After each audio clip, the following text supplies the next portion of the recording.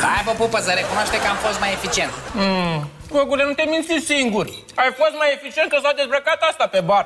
Ce faci, pupăză? Tu bați zânzani între mine și Van Damme? Ce ai, dragă, că nu bag nimic? Normal că nu bagă nimic, el doar scoate. Profit. Exact. Scot ce mai bun din orice. De-aia trebuie să fiu eu șef. Și dacă stau mai bine să mă gândesc, eu am fost cu ideea cu striptease pentru că eu m-am dezbrăcat primul. Ai încercat să te dezbraci. Că dacă reușești să te dezbraci complet, ne transformam în bar de stand-up comedy. Nu sunt stand-up comedy. Auzi, știi ce? Și mai bine stand-up decât sumo. Cum ar fi fost dacă te-ai fi dezbrăcat tu? Că, până la urmă, publicul adoră comedia. Chiar așa. Ia să verificăm, ce adoră publicul. Să vedem el ce hotărăște, care dintre noi doi este cel mai bun șef. Știi cum facem? Punem o urnă în care fiecare client are voie să pună un bilet cu numele șefului preferat. Așa cum e vorba. Cei din urnă vor fi cei din tâi. Gogoșarule, n-ai nicio șansă în fața mea, că eu am carismă.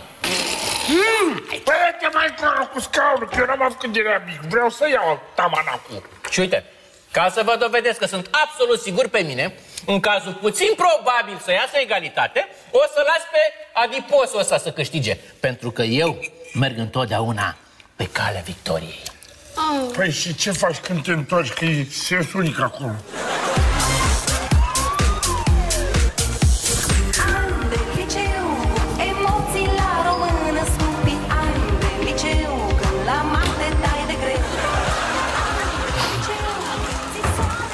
Ce?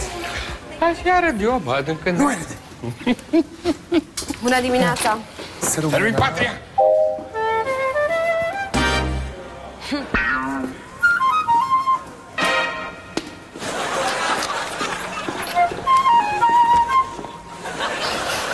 Deci nu pot să cred. Nu mai e pic de sensibilitate pe lumea asta, mă? Hai, mă, bănică junior, nu fi mă așa măgnit.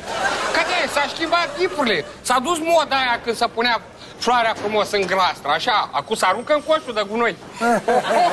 Nume de agricultor să aruncă în coșul de gunoi. Păi vezi, bă, panoramă, că poate acilea este miezul problemei. Că femeia se așteaptă să vii și tu bazat, cu un coș mare de flori sau cu un braț mare. Multe flori odată, bă, nu cu una singură.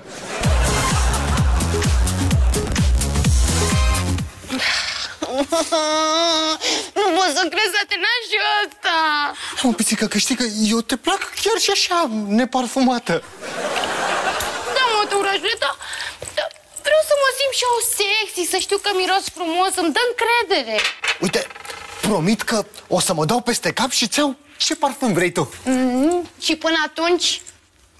Până atunci, uite, dă-te tu cu spray-ul ăsta de cameră. Uite.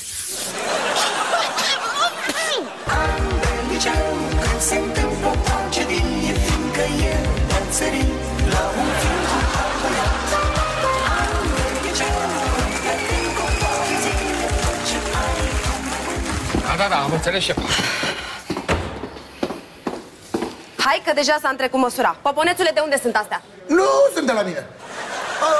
Cred că sunt de la un cetățean care e foarte mulțumit că i-ați rezolvat cererea și v-a adus un buchet de flori. Da? Păi de ce nu ziceți mai așa? Credeam că se ține vreunul de avansuri libidinoase.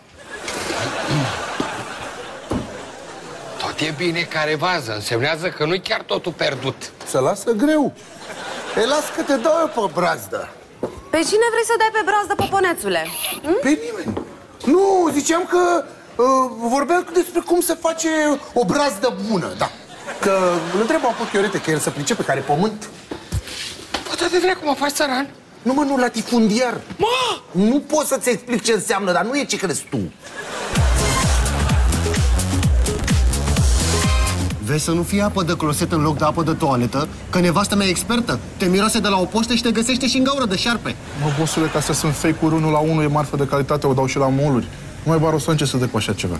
Bă, ești de bun? Serios? 100 de bețe, da? Adevărat. Lume nouă! Ce faci, pupă? Ai venit să-ți declari portofelul la obiecte pierdute? Păi, dar nu cred că ai pus mâna pe el de 6 luni? Ce glume de milițieni aveți! Și eu care venisem să vă invit la bar să vă dau ceva de băut, dar dacă mă luați așa... Stai, că am glumit. Ce? Iezi, cum adică ne dai tu de băut? Facem în bar o campanie de alegere a celui mai bun șef dintre mine și Gogoașă. Și avem nevoie de voturile clienților, deci și de ale voastre. Așa că dacă mă votați pe mine, o să aveți băutură moca. Te votăm, nu avem nicio problemă. Când mai pupăm noi băutură moca de la tine? Băi, diseară merge la șpriț! Să știi! Diseară mergeți la vot. Șprițul vine doar dacă o să câștig eu alegerile. Nu-s prost!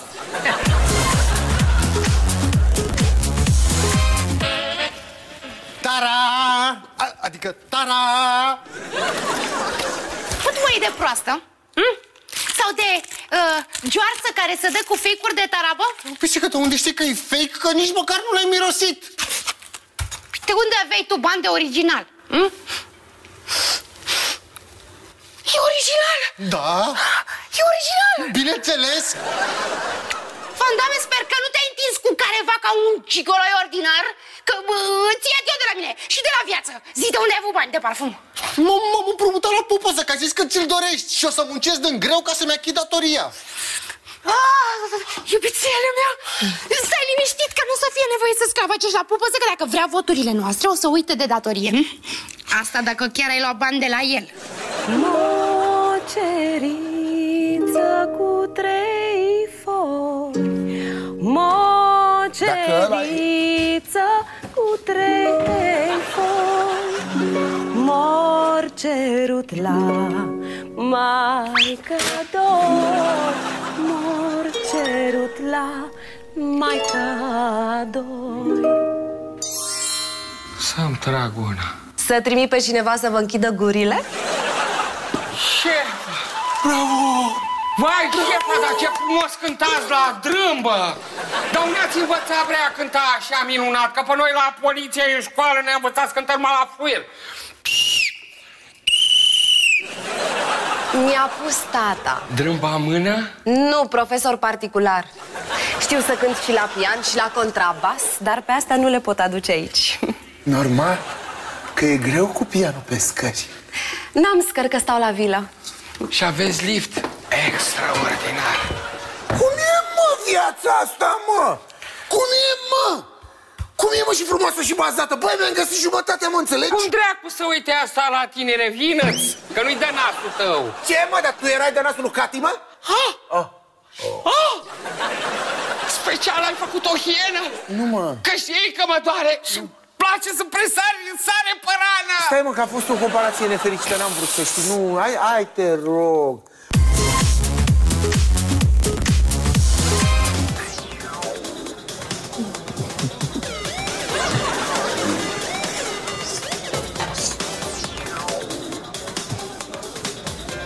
Vezi că e clienta noastră fidelă, consumatoare profesionistă.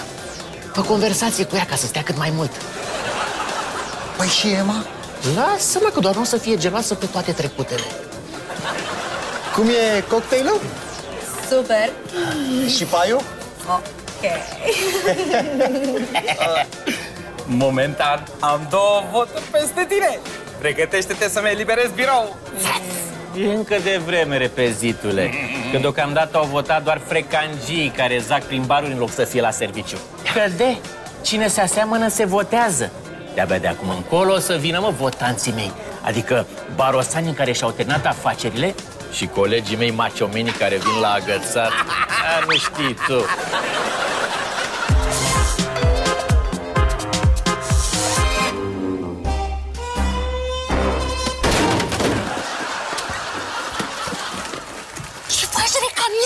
la ora asta?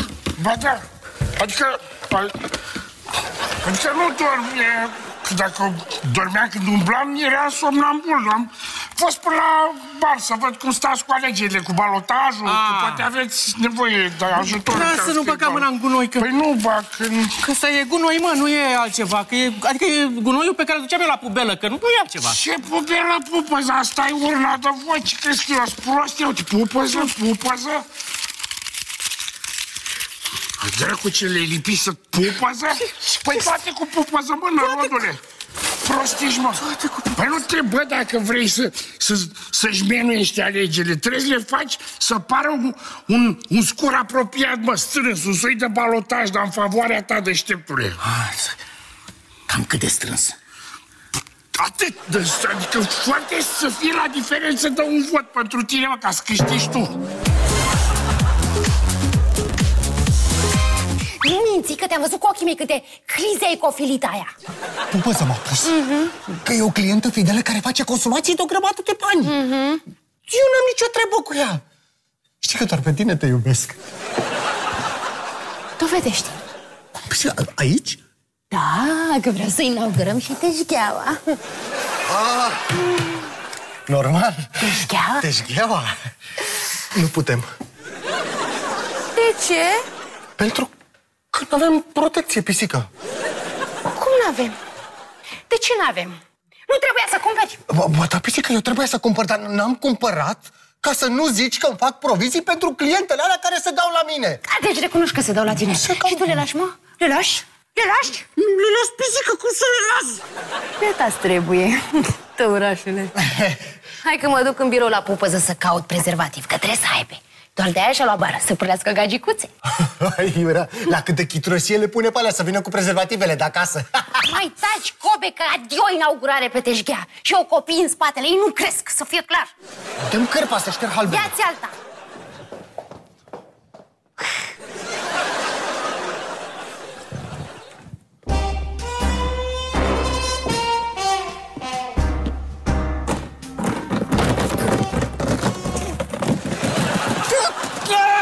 Mâine sus! Bine! Mâine! Să vezi ce-ți rup eu mâinile ție acum. Stai, stai că eu sunt... Pupăză, ce faci, mă? Ce să fac, mă? Uite, am trecut pe aici ca să vă testez vigilența, să văd dacă într-adevăr sunteți destoinici și apărați barul. Bravo, mă, foarte bine, uite. Vă dau o primă. Ia stai. Dar de ce sunt două urne la fel? Ce... Urne? Cum să fie urne la fel? Păi astea nu sunt urne. Asta e coșul meu de gunoi, mă, de la birou. E plin de hârtii, uite. Am venit ca să-l las aici la bar pentru mâine, când o să vină pubela aia cu hârtie specială, ca să o reciclez, mă, că știți că eu ocrotez natura, fac din astea reciclabile, știți că așa sunt eu. Dar voi stați aici și vedeți-vă de treabă în continuare și să fiți vigilenți, da? Noapte bună. Noapte bună. Nu e bună, că n-am găsit prezervativ. Ospicică, dar de ce nu încercăm cu metoda aia tradițională, cu calendarul? Că poate cine știe. Avem undă verde. E de hârtie. Încă suntem. 28, 28 cu 7. 28 cu 7. Cu încă 7. Avem undă verde, tăurașule. Adică roșie, că tăurașii se înfierbântă la roșu, nu la verde.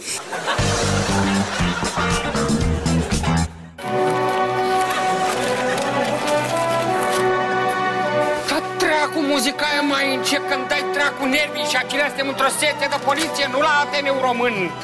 Bă, oprește ăla, bă, că e potriva la regulament. Auzi, mă, dar când a cântat șefa la drâmba aia, îi zice liră, țărane, nu mai era împotriva regulamentului, nu? Nu, că era în pauza de masă, acum e timpul programului. Hai, închide imediat muzica. Da, să trăiești. Băiți! Văzuși, bă, amețitule. Auzi, bă, decât să te învârți pe lângă trânsa, ca muta pe după cireș, mai bine o inviți în oraș, undeva, într-un bar. Păi da, mă, dar cum să o invit, mă, că noi suntem colegi. Fă și tu să pară întâlnirea aia ca și cum ați fi într-o misiune.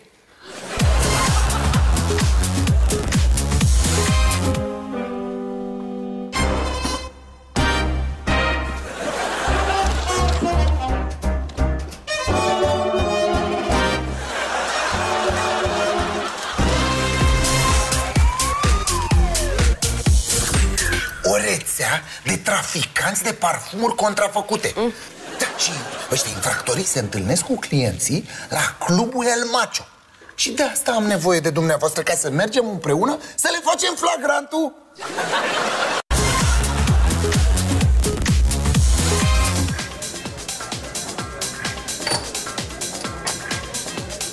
...50 de secunde mai sunt, Gogule, și se închid urnele. Băi, a fost super bun parfumul ăla, mersi frumos. Vezi că sunt client fidel, mă treci pe listă, da? Gata, bosulică. Gata, s-a încheiat votarea. Badame, hai să numeri voturile, că s-a încheiat votarea. Și ne trebuie o persoană neutră. Oricum e pierdere de timp, că se știe deja cine e câștigătorul. Hai să nu ne grăbim ca politicienii la cantină și să așteptăm numărătoarea și validarea votului, da? Bă, ești nebun? E egalitate. Ce vorbești, mă? Cum să fie egalitate? Că trebuie să am eu un vot în plus. Ia uezi, Adică să mai numere cineva voturile ca să fim siguri că e egal, cineva neutru. Mărlane! Ia numără, mă. 1? Nu spune. M-am încurcat, nu mi-a rămas. Voturile, numără voturile. Ia.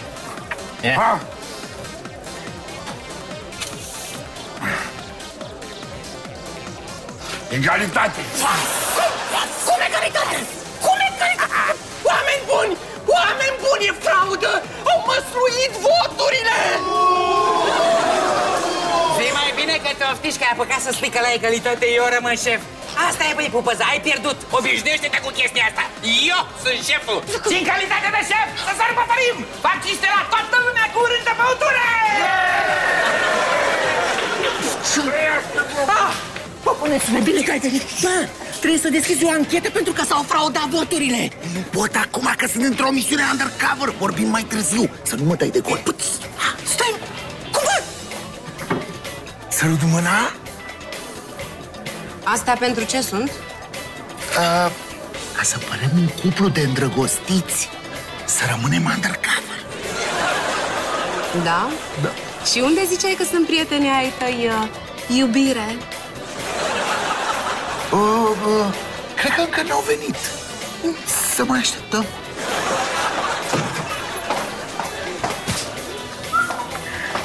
Hei, bună! Ce faci? Super, tu? Îți dau ceva de băut? Ca de obicei. Singurică?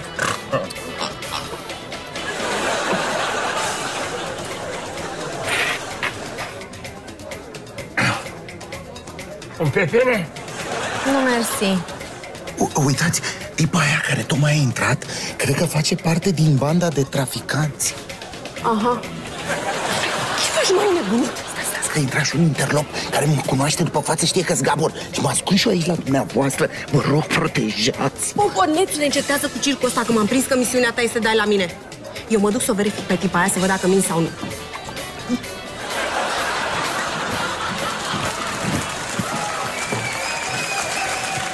Un control de rutină, doamnă, vă rog să cooperați. Pentru ce? O să vă lămuresc imediat.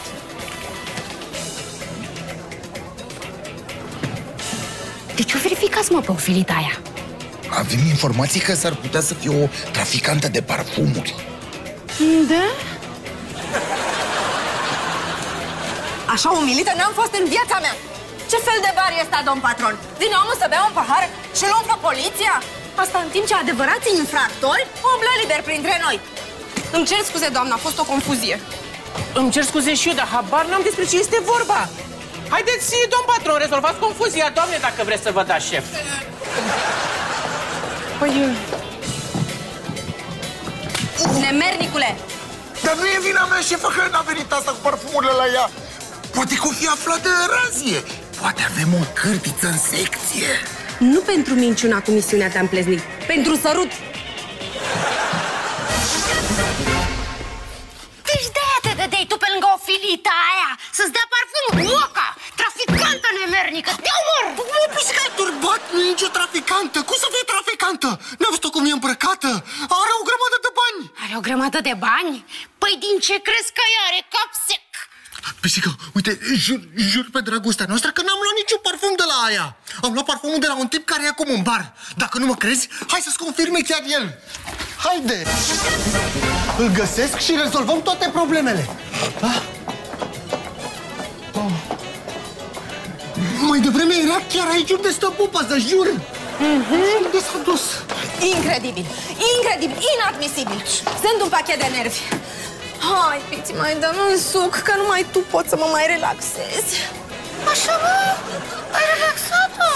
Băi, ce-ar fi rușine ai ajuns să te vizi pe niște parfumuri ieftine, mincinos ordinar, ce ești? Că nu m-am văzut pe nimic. Și tu, păi, femeie, de ce te dai la bărbații altora, mă?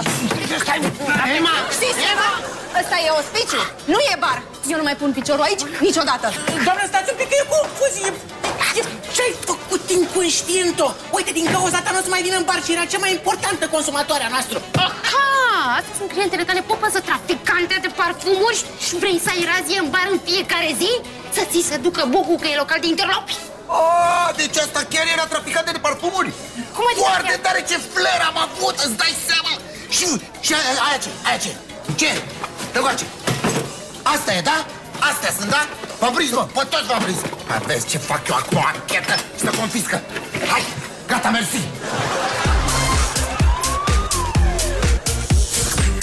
Arunca parfumurile în spatele barului exact înainte de percheziție. Cred că cineva a avertizat-o. Și de unde zici, mă, că l-ai cumpărat? Hai că te-a costat ceva minciuna asta. Nu mint, pe cuvântul meu de onoare, jur. Haideți până la bar să mergem să vă confirme oamenii ăia. Băi, să dea naiba să fie tot minciună, că ai 50% penalizare la salariu.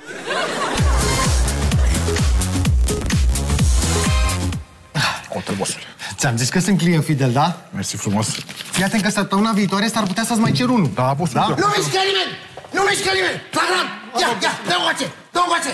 Mamă, bossulică, ăsta mi ăștia, nu-s gaborii să mă ardă. Nu mă dă niciun gabăr! Ce-ai făcut, pisică?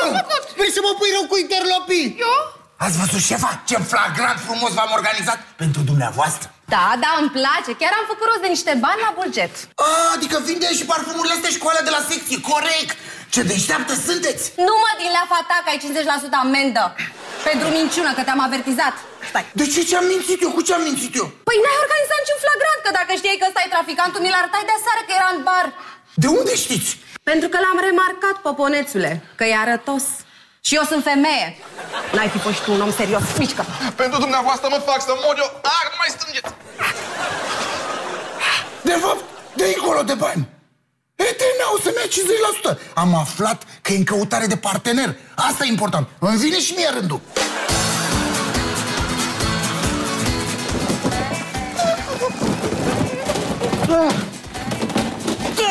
Mâine sus!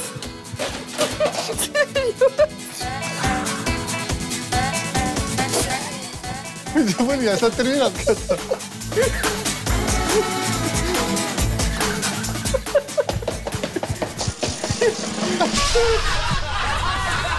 Ce mi s-a... N-am fost amenințător?